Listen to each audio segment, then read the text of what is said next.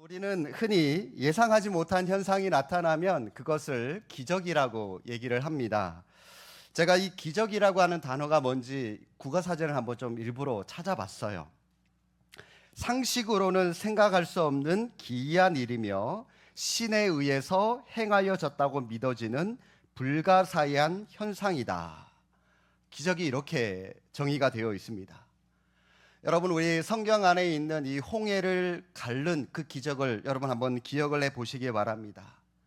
우리나라 전라남도 진도에 있는 어느 한 섬이 1년에 한 차례씩 물이 그냥 빠져서 묻이 드러나는 그 정도의 이 갈라짐이 아니라 아쿠아리움 같은 그런 대형 수족관 있죠. 막 몇 층 건물 되는 굉장히 높은 그런 수족관. 그 수족관처럼 유리벽을 통해서 바다 생물이 훤히 들여다 보이는 그런 거대한 갈라짐을 말하는 겁니다. 이런 현상, 전무후무한 기적으로 하나님께서 행하셨기 때문에 가능했던 일이라고 하는 겁니다. 그래서 우리는 기적이라고 말합니다. 그런데 우리에게는 이보다 더 놀랍고 위대한 기적이 있습니다. 뭐냐? 바로 성탄입니다. 하나님이신 예수 그리스도가 사람으로 이 세상에 탄생하신 사건, 이 성탄이 바로 인류 역사의 최대의 기적이라고 할 수가 있습니다. 그 기적 때문에 우리가 이렇게 복을 누리고 있는 것이고, 그 기적 때문에 우리가 구원을 받은 것이죠. 오늘 크리스마스입니다. 여러분, 이 크리스마스가 여러분에게는 어떤 날입니까? 뭐니 해도 성탄절은 예수 그리스도가 주인공입니다. 그분의 날이어야 됩니다. 그분이 우리를 구원하시기 위하여 신이신 하나님이 사람으로 오신 그 기적의 사건을 기념하는 날입니다. 그래서 성탄절을 기적 중에 기적이라고 말할 수가 있습니다. 여러분, 이 성탄절이 왜 기적이 될까요? 몇 가지를 좀 말씀을 드리겠습니다. 먼저 이 성탄은 예언의 성취로 이루어진 것이기 때문입니다. 우연히 이루어진 것이 아닙니다. 성경이 기록되기 이전부터 성탄에 대해서 이미 예언이 되어 있습니다. 예수 그리스도의 탄생은 그 예언에 대한 탄생, 에덴 동산에서부터 시작이 되는데 창세기 3장 15절 말씀해 보시면 이런 기록이 있습니다. 내가 너로, 여기서 말하는 너는 뱀을 말하고요. 궁극적으로는 사탄을 말합니다. 내가 사탄인 너로 여자와 원수가 되게 하고 내 후손도 여자의 후손과 원수가 되게 하리니 여자의 후손은 내 머리를 상하게 할 것이요 너는 그의 발꿈치를 상하게 할 것이다. 여기서 말하는 이 여자의 후손이 바로 예수 그리스도를 말씀하는 것이죠. 주전 700년 전에 활동했던 이사야 선지자도 예수님께서 처녀의 몸에 잉태될 것을 예언을 한 적이 있습니다. 십자가에 못 박혀 죽을 것도 예언을 했었습니다. 여러분 한번 생각을 해보시기 바랍니다. 우리나라로 한번 예를 들어볼까요? 지금으로부터 이사야가 예수님이 탄생하신다는 것을 예언했던 데가 그 신약 시대 전에 이 700년, AD 700년 전이었기 때문에 우리나라로 치면 지금으로부터 700년 전이라면 1300년이죠. 1300년이면 우리는 그때 고려시대 말기 정도가 될 겁니다. 여러분, 그때 했었던 예언이 700년이 지나서 오늘날 이 땅 가운데 이루어졌다면 많은 사람들이 기적이 나타났다라고 당연히 난리를 칠 겁니다. 오늘 본문에도 성탄이 있을 것을 예언하고 있습니다. 여러분 32절과 33절 말씀 우리 함께 한번 읽어보실까요? 그가 큰 자가 되고 지극히 높으신 이의 아들이라 일컬어질 것이요 주 하나님께서 그 조상 다윗의 왕위를 그에게 주시리니 영원히 야곱의 집을 왕으로 다스리실 것이며 그 나라가 무궁하리라. 아멘. 지극히 높으신 이의 아들이라고 했는데 그분이 바로 예수 그리스도를 가리키는 말씀입니다. 하나님이 그에게 다윗의 왕위를 주실 것이다. 그리고 여러분 33절에도 보면은 영원히 왕으로 다스리실 것이다 라고 하는데요, 이 야곱의 집을 왕으로 다스리실 것이다 라고 했는데, 이 야곱의 집이라고 하는 말을 좁은 의미로는 이스라엘을 가리키는 말이고요, 넓은 의미로는 그리스도를 믿는 모든 성도들을 가리키는 말씀입니다. 그분을 하나님으로 믿는 모든 백성들을 하나님께서 통치하시고 왕으로 우리를 다스리실 것이다 라고 예언을 한 말씀인데, 여러분, 이 말씀도 예수님께서 오시기 전에 1000년 전에 이미 다윗에게 주신 말씀이에요. 이 외에도 성경에는 수많은 예언의 말씀들이 기록되어 있는데, 그 예언대로 예수님께서 오셨다는 겁니다. 그렇기 때문에 예수님의 성탄, 우연히 어쩌다가 이루어진 사건이 아니라 역사적인 사건입니다. 신비로운 기적적인 사건임이 틀림없는 사실입니다. 이것이야말로 여러분, 신비요 기적이 아닙니까? 성경을 한번 보십시오. 성경의 주인공인 예수님 한 분이십니다. 창세기부터 말라기까지 예수님만이 주인공이십니다. 수천 년 전에 구약에서 예언했던 그 메시아가 그대로 이 땅 가운데 오셨다는 겁니다. 이루어졌다는 겁니다. 이것이 바로 여러분, 성탄이 기적이 아니고 무엇이겠습니까? 성탄이 기적인 또 다른 이유는 하나님이 인간의 몸을 입고 이 땅 가운데 오셨다라고 하는 것이 기적입니다. 우리 예수님 하나님이십니다. 성자 하나님이십니다. 그런데 그 하나님이 사람으로 오셨다는 겁니다. 31절에 말씀하시죠. 보라, 내가 잉태하여 아들을 낳으리니 그 이름을 예수라 하라. 왜 신이신 하나님이 인간의 모습으로 낮은 곳에 오셨을까요? 인간의 몸을 입고 오신 것을 성육신이다라고 말을 하는데, 예수님께서 왜 그런 모습으로 이 땅 가운데 오셔야만 했던 것일까요? 그 이유는 하나입니다. 오직 하나. 하나님의 백성인 우리를 구원하시기 위해서 그런 모습으로 오셔야만 했던 겁니다. 인간이 지은 죄를 대속하기 위해서 인간의 몸으로 오셔서 죽으셔야만 대속의 사건이 이루어질 수 있기 때문입니다. 만약 여러분, 우리 예수님이 인간이 아니라 하나님의 모습 그대로, 신이신 모습 그대로 이 땅에 오신다면, 여러분, 그러면 안 돼요. 왜냐하면 신은 죽지 않기 때문에, 하나님은 죽지 않기 때문에 예수님도 하나님 그 모습 그대로 오신다면 죽을 수 없어요. 십자가를 지심으로 말미암아 우리의 죄를 대속하셔야 되는데, 신의 모습으로 오신다면 죽지 못하기 때문에 절대로 우리 예수님은 하나님의 모습으로 이 땅에 오시면 안 됩니다. 그래서 죽기 위해서, 우리의 죄를 대속하기 위해서 인간으로만 오신 것입니다. 그분은 원래 하나님이십니다. 창조주이시고 통치자이십니다. 그런데 사람을 구원하시기 위해서 사람으로 오신 것입니다. 이것을 우리 예수님이 참 인간이다, 참 사람이다, 그렇게 신학적으로 표현을 하는 겁니다. 다시 한번 여러분 32절 말씀 다시 한번 보시기 바랍니다. 그가 큰 자가 되고 지극히 높은 이의 아들이라 일컬어질 것이요, 주 하나님께서 그 조상 다윗의 왕위를 그에게 주시리니. 중요한 단어는 지극히 높으신 이의 아들이라 일컬어질 것이다 라고 하는 말씀입니다. 실제로 우리 예수님 성부, 성자, 성령 삼위 하나님으로 하나님 자신이십니다. 하나님 본체십니다. 인간으로 오시기 때문에 하나님의 아들로 불리면서까지 이 땅으로 오신다는 겁니다. 하나님이신 우리 예수님, 나를 구원하시기 위하여 사람이 되셨다라고 하는 것이죠. 이것이 바로 은혜요 신비라는 것입니다. 여러분이 반려견을 아무리 사랑한다 한들, 여러분, 이거 좀 저의 지나친 비약일지 모르겠지만, 여러분이 개가 되라고 한다면 개가 될 수 있겠습니까? 이 불교의 윤회설도 보십시오. 나중에 태어나서 더 좋은 인간으로 태어나기 위해서 이 땅 가운데 인간으로 살 때 뭐 더 많이 선을 행하고 더 많이 착한 일을 해야 한다고 윤회설을 그 불교 믿는 사람들이 믿지 않습니까? 인간이라고 하는 존재가 그만큼 소중하고 중요한 존재인데, 인간이라고 하는 존재를 버리고 내가 이 반려견을 사랑한다고 어떻게 여러분 이 개의 모습으로 살아갈 수가 있겠습니까? 그럴 수는 없죠. 그런데 여러분, 우리의 하나님은 우리를 사랑하시기 때문에 우리를 구원하시기 위하여 하늘의 영광을 버리고 인간의 몸으로 이 땅 가운데 오셨다는 겁니다.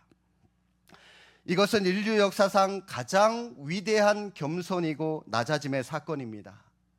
신학 용어로 이것을 예수님의 비하라고 표현을 하는데, 그러니 하나님이 사람으로 오셨다라고 하는 것을 우리는 기적이라고 하고 신비라고 말할 수밖에 없는 것입니다. 그래서 어느 유명한 신학자가 이렇게 말했습니다. 잘 들어보시기 바랍니다.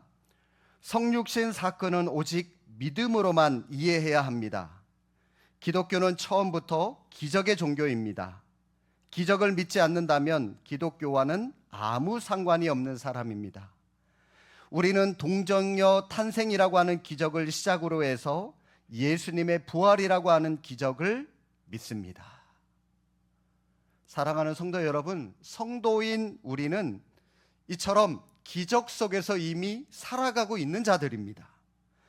예수님의 동정녀 탄생과 부활이 바로 이 기적이라는 것이죠. 더 놀라운 것은 그 기적으로 내가 구원을 받았다라고 하는 것이 진짜 기적이라는 것입니다.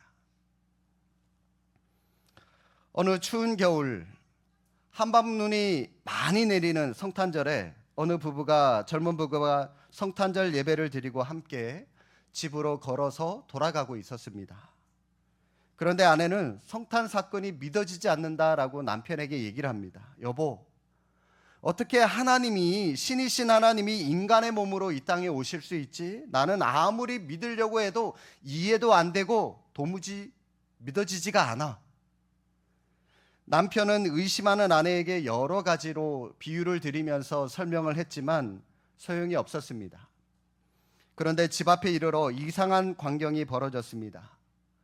집 앞에 참새들이 이 전깃줄에 앉아 있었는데 눈이 많이 쌓여서 이 먹이들이 보이질 않으니까 이 참새들이 먹이를 먹지를 못하는 거예요. 남편이 그 모습을 보고 얼른 집으로 뛰어들어가서 빵 부스러기와 이 새들이 먹을 먹이들을 가지고 와서 새들을 향해서 먹으라고 던져주었습니다. 여러분, 새들이 어떻게 반응했을까요? 빵 부스러기에 막 달려들어서 정신없이 먹었을까요? 뭔가가 자기들을 향해서 날아오니까 이 새들이 겁을 먹고 그냥 부드득 거리면서 날개치며 그냥 훨훨 날아가 버렸습니다. 그것을 보면서 남편이 소리쳐요. 얘들아, 난 너희를 해치려고 하는 게 아니야. 빨리 돌아와서 이거 먹어. 그러나 이 새들이 남편의 말을 알아들을 리가 없죠. 남편은 날아가는 새들을 바라보면서 혼잣말로 이렇게 말합니다. 내 마음을 어떻게 니들이 알겠니? 그 모습을 듣고 있던 또 보고 있던 아내가 뇌리에 갑자기 순간적으로 뭔가가 번쩍 스쳐 지나갔어요. 아, 맞아. 하나님이 인간에게 계속해서 사랑을 베푸셨지만, 내가 너를 사랑한다, 사랑을 베푸셨지만 우리 인간 하나님의 그 사랑을 깨닫지 못해서 하나님을 떠날 수밖에 없었던 거야. 인간이 하나님의 사랑을 깨달을 수 없었기 때문에 어쩔 수 없이 인간의 언어와 인간의 행동으로 하나님의 사랑을 알려주시기 위해서 하나님께서 친히 인간이 되어서 이 땅에 오신 것이구나 깨닫게 되었다는 겁니다. 하나님의 사랑, 하나님의 구원, 이것을 우리의 말과 행동으로 알려주시기 위해서 예수님은 우리와 똑같은 사람의 몸을 입고 이 땅에 오셨다는 것입니다. 그것을 우리가 이해할 수 없기 때문에 기적이라고 표현하는 것뿐이지, 그러나 하나님의 입장에서는 기적이 아니라 사랑이라고 하는 것입니다. 그 사랑을 저와 여러분이 받고 있는 것입니다. 성탄이 기적인 마지막 이유는, 이 성탄은 처녀가 성령으로 잉태되어 이루어진 기적이다라고 하는 것입니다. 여러분, 어떻게 처녀가 남자 없이 임신을 할 수 있을까요? 말도 안 된다고 많은 사람들이 얘기를 합니다. 현대에 와서 시험관 아기를 낳기는 하지만 그것도 엄연히 정자와 난자를 만나게 해서 수정이 되고 아기가 생기게 되는 것이죠. 이처럼 모든 인류는 자연의 이치를 따라서 남자와 여자가 동침하여 아이를 낳을 수밖에 없는 겁니다. 그런데 우리 예수님, 초자연적인 하나님의 섭리로 성령께서 동정녀 마리아의 몸에 잉태되신 것이죠. 이것은 분명한 사실이고 우리가 믿는 신앙 고백입니다. 그래서 이 사건, 사람의 능력이 아닌 성령의 역사로 이루어진 사건이다라고 할 수가 있는 것입니다. 그런데 여러분, 왜 예수님은 성령으로 잉태하셔야만 하셨던 것일까요? 가장 큰 이유, 이것도 역시 단 하나, 우리 인간의 죄를 대속하기 위해서입니다. 그런데 우리의 인간의 죄를 대속하기 위해서 조건이 하나가 있는데 그 조건이 뭐냐? 죄가 없는 분이어야 하기 때문입니다. 여러분, 죄 있는 사람이 다른 사람의 죄를 대속할 수 없습니다. 왜요? 자기 죄도 해결하지 못하는 사람이 어떻게 남의 죄를 해결할 수가 있겠습니까?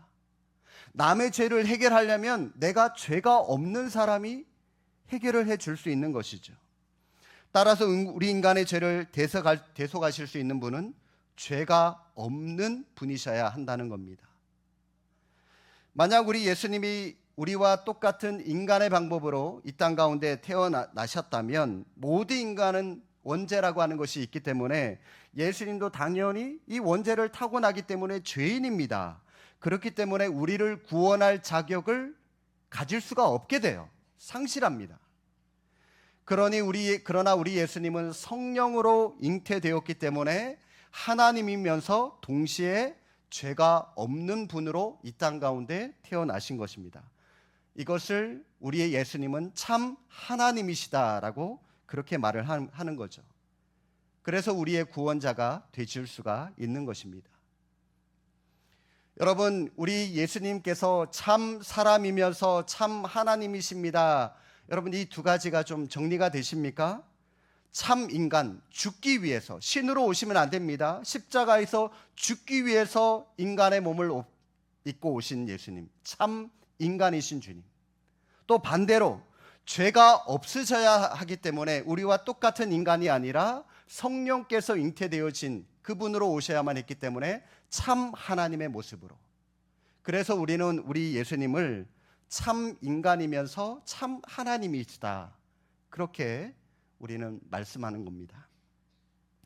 종교개혁자 마틴 루트는 그의 설교에서 성탄의 세 가지 기적을 이렇게 말했습니다. 첫 번째, 성육신 사건이 기적이고, 두 번째, 예수님이 동정녀의 몸을 빌려서 탄생하신 것이 기적이고, 마지막 세 번째, 도무지 이해가 되지 않는 이 모든 일을 마리아가 믿음으로 받아들인 것이 기적이다라고 말했습니다. 특히 루터는 이 세 가지 중에 마지막 세 번째가 가장 큰 기적이다라고 얘기를 했습니다. 왜냐하면 여러분, 우리 인간의 입장에서 한번 보십시오.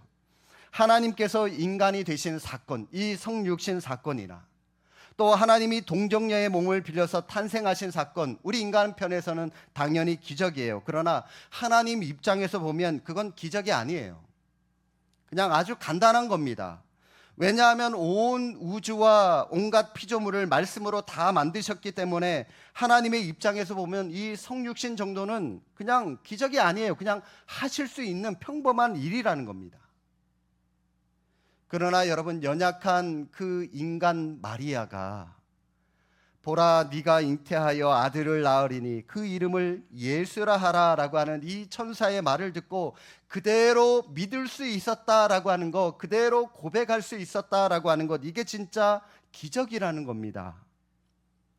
왜냐하면 그 시대에 처녀가 잉태를 한다는 것, 결혼을 한 것도 아니고요, 처녀가 잉태를 한다는 것은 돌에 맞아 죽는다는 것과 똑같은 겁니다. 어떤 결과를 가져올지 그녀는 뻔히 알고 있었습니다. 그럼에도 불구하고 그녀는 천사의 말을 믿고 받아들이겠다는 거예요.